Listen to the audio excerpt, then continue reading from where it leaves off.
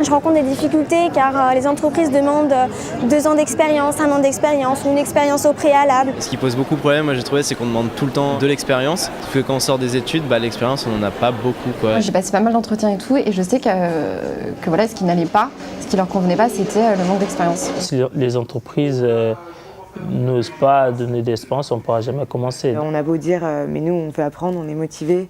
Voilà, on est capable de rester de 9h à 21h s'il le faut, on est vraiment motivés. Si vous ne me donnez pas la chance d'avoir une expérience, je ne vois pas comment je pourrais avoir une première expérience, quoi. Le recrutement d'alternants ou de jeunes avec peu ou pas d'expérience, c'est pour un recruteur, je pense, une des choses les plus compliquées à faire. Ce qu'on va regarder, c'est un portefeuille de compétences et un potentiel, notamment chez les jeunes diplômés, qui est au moins aussi important que l'expérience qui a pu avoir lieu. Avant d'aller à un entretien, il faut bien qu'il se rende compte qu'il n'y va pas sans expérience. Il a forcément une expérience.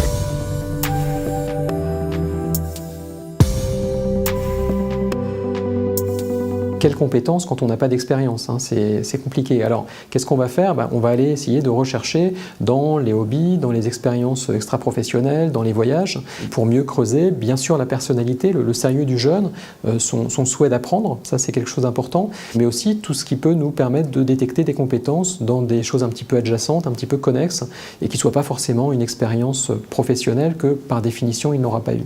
Il faut qu'il sache quoi nous raconter, ce qu'il a pu en tirer. Si en sport il était capitaine d'équipe, au RH il faut peut-être qu'il raconte qu'il est capable de leader une équipe, de motiver une troupe, d'être attentif à ses coéquipiers.